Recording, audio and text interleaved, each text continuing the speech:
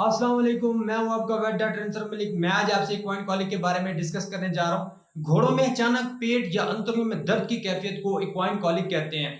सबसे ज्यादा खतरनाक मर्ज घोड़ों में इक्वाइन कॉलिक है और यही मर्ज इनकी जान भी ले सकता है, लेकिन घबराने की जरूरत बिल्कुल नहीं। मैं आज आपको इसके बारे में मुकम्मल वजाहत, बमा वजूहात, अलामात और इलाज बताने जा रहा हूँ। मेरी आप तमाम दोस्तों से गुजारिश है कि मेरी आज की इस वीडियो को एंड तक जरूर देखिएगा। इसमें आपका नहीं बल्कि आपके किसी करीबी का फायदा हो सकता है और लाखों रुपयों के मालियत के जानवर की जान बच सकती है। तो देर किस बात की, इससे पहले कि मैं इसकी डिटेल में जो, अगर आप मेरे चैनल पर नए हैं तो मेरे चैनल को जरूर सब्सक्राइब करें, साथ में बेल आइकन प्रेस कर दें ताकि आपको आने वाली हर नई वीडियो मिल सके।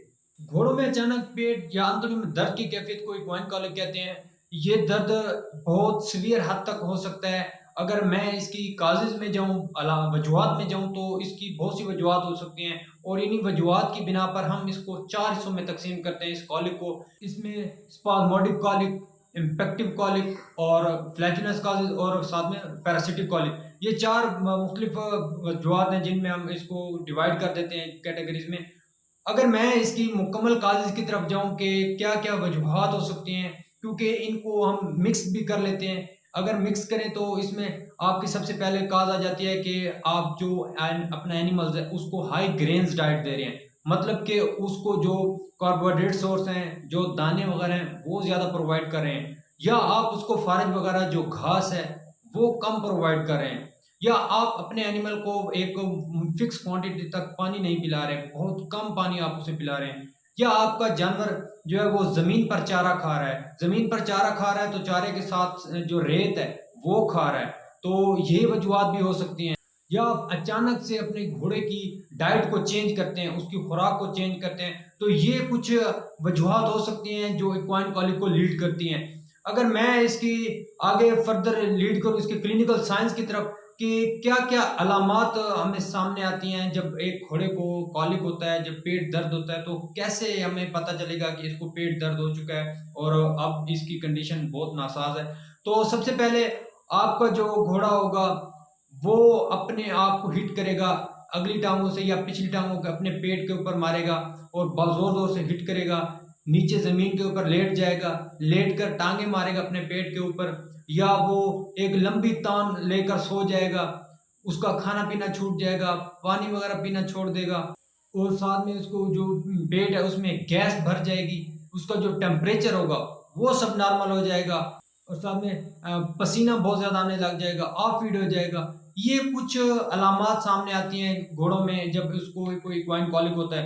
तो इसके साथ जो घोड़ा है वो अपने फ्लैंक रीजन को बार-बार देखेगा, जो एक ट्रायंगल शेप जो रीजन बन रहा होता है उसको बार-बार देखेगा, उसके ऊपर बार-बार अपना मुँह मारेगा, क्योंकि उसको वो एक पेनफुल सेंसेशन इतनी होगी कि वो उसको बर्दाश्त नहीं कर सकेगा। इसी के साथ जो घोड़ा होगा उसका खाना-पीना छूट जाएगा और गोबर का बंद हो जाएगा। अगर मैं इसकी मज़ीद अगर अलामात की तरफ जाऊँ तो घोड़े की जो आँख का रंग है, जो आँख की झिल्ली है, उसका रंग सफ़ेद हो जाएगा, क्योंकि ज़ाहिर-सी बात है अगर लॉन्ग टर्म से वही कॉलिक हो रही है, अगर लंबे अरसे से वो कॉलिक आ रही है और आपको उसका पता देर से चला है, तो जो उसकी आँख की झिल्ली है वो सफ़ेद हो जाएगी या वो नीले रंग में तब्दील हो जाएगी। वो क्यों होगी वो आगे जाकर उसे डिटेल से डिस्कस करते हैं। अगर मैं इसकी डायग्नोसिस की तरफ जाऊँ कि इसको डायग्नोज कैसे करते हैं, तो डायग्नोसिस इसकी बहुत ही कॉम्प्लेक्स किस्म की है एक वेटनेरियन के लिए कि किस काज़ से उसकी वो कॉलिक हुई है, किस वजह से उसमें पेट दर्द हुआ है। तो सबसे पहले डायग्नोसिस में हिस्ट्री बहुत मैटर करती है। जो उस घोड़े का मालिक है, उसको उसकी मुकम्मल हिस्ट्री का पता होना चाहिए कि उसने उसको खाने में क्या दिया है, किस टाइम दिया है, क्या खुराक चेंज तो नहीं की, या आपने ऐसी जगह घोड़ा बांधा है जहाँ वो कोई पत्थर खा रहा है या कोई रेत वगैरह खा रहा है। तो आपकी हिस्ट्री बहुत मैटर करती है एक इस इक्वाइन कॉलिक के डायग्नोसिस के लिए। इसके साथ जो वेटनेरियन अगर अननोन हिस्ट्री है, उसको पता नहीं है कि इस घोड़े को क्या हुआ है, कैसे इसकी कॉलिक हुई है, क्या वजह बनी है इसकी कॉलिक की, तो वो स्टेथोस्कोप की मदद से वो उसके पूरे जो एब्डोमिनल रीजन है उसको पल्पेट करेगा, उसको सुनेगा कानों से, हेयरिंग करेगा कि गैस किस जगह अकोमोडेट हुई है, क्या वो स्टमक के अंदर गैस अकोमोडेट हुई है, या उसकी जो गैस अकोमोडेट हुई है वो कोलन के अंदर हुई है, या कोई पत्थर वगैरह उसने खाया है। तो वो एक स्टेथोस्कोप से एक लंबा प्रोसीजर है, वो उसके ज़रिए उसको डायग्नोज करने की कोशिश करेगा। इसके साथ डायग्नोसिस में सीबीसी जो ब्लड टेस्ट है, कंप्लीट ब्लड काउंट, वो हम करते हैं। उससे ये होगा कि आपका एनिमल के हमें एक टाइम पीरियड का पता चल जाएगा कि कितने अरसे से उसको कॉलिक है, क्योंकि डिहाइड्रेशन होना शुरू हो जाएगी और उसके जो डब्ल्यूबीसी काउंट है वो बढ़ जाएगा अगर कोई इन्फेक्शन है उसके अंदर। तो कॉलिक में कोई ट्यूमर भी हो सकता है, ट्यूमर के केस में भी कॉलिक हो सकते हैं कि उसके इंटेस्टाइन के अंदर कोई ट्यूमर आ गया है या कोई बल पड़ गया है इंटेस्टाइन के अंदर, तो ये चीज़ें इक्वाइन कॉलिक को लीड करती हैं। तो अगर इसके जो कंप्लीट ब्लड काउंट है, इसके बाद अगर मैं जाऊँ तो आप इसका एक्सरे कर सकते हैं। एक्सरे में हम कंट्रास्ट रेडियोग्राफी करते हैं कि कुछ केमिकल्स खास किस्म के होते हैं जो हम जानवर को खिला देते हैं या उसको पैरेक्टल रूल से इंसर्ट कर देते हैं, तो वो एक खास किस्म का रेडियोग्राफ मिलता है। इसके साथ अल्ट्रासोनोग्राफी भी है, अल्ट्रासाउंड कर सकते हैं। तो ये हमें कुछ चीज़ें डायग्नोज करने में हेल्पफुल साबित होती हैं। अगर मैं इसके ट्रीटमेंट की तरफ जाऊँ तो इसका ट्रीटमेंट बहुत ही कम्प्लेक्स ट्रीटमेंट है।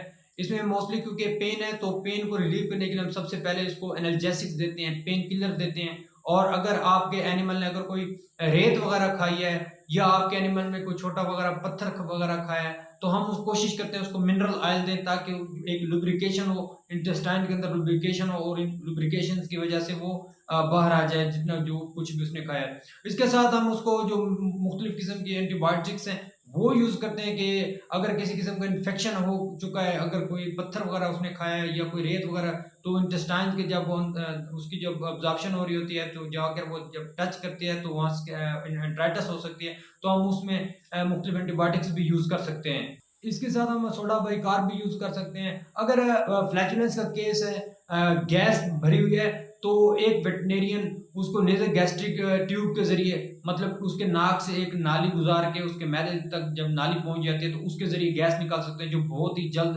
उसको उस पेन से रिलीफ मिल सकता है। तो ये कुछ ट्रीटमेंट है। इसके साथ अगर हम फर्दर ट्रीटमेंट की तरफ लीड करें, अगर एक पुराना केस है और उसकी कॉलिक जो है वो ख़त्म नहीं हो रही, तो उस कंडीशन में हम मोस्टली कोशिश करते हैं जो सर्फ सोल्यूशन है वो पर रेक्टल रूट से इंसर्ट करते हैं। उसका ये मैकेनिज्म होगा कि वो जाकर इरिटेशन काज करेगा।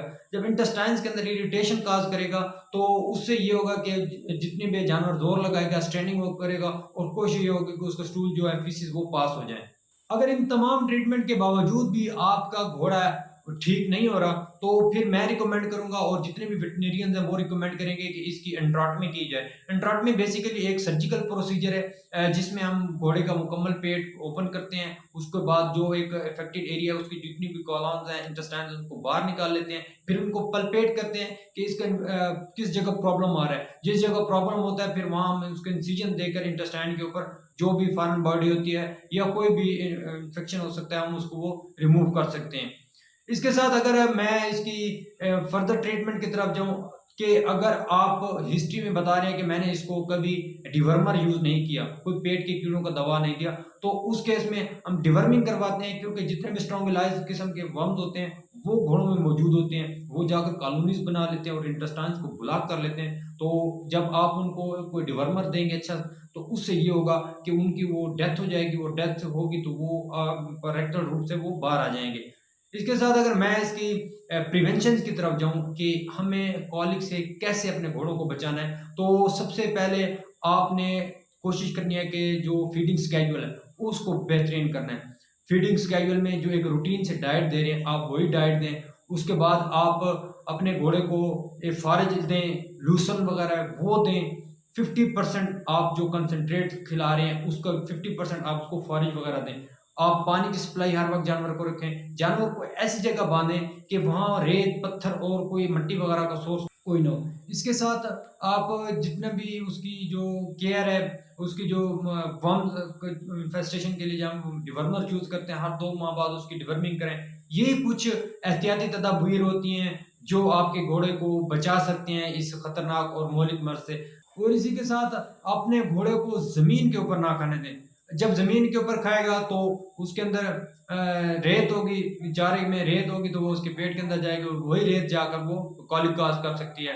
इसी एक किस्म के केस की मैं कुछ वीडियोस और फोटोज में इसमें साथ में ऐड कर दूंगा, तो वो ये होगा कि आपको समझ आ जाएगी कि रेत किस हद तक नुकसानदेह हो सकती है।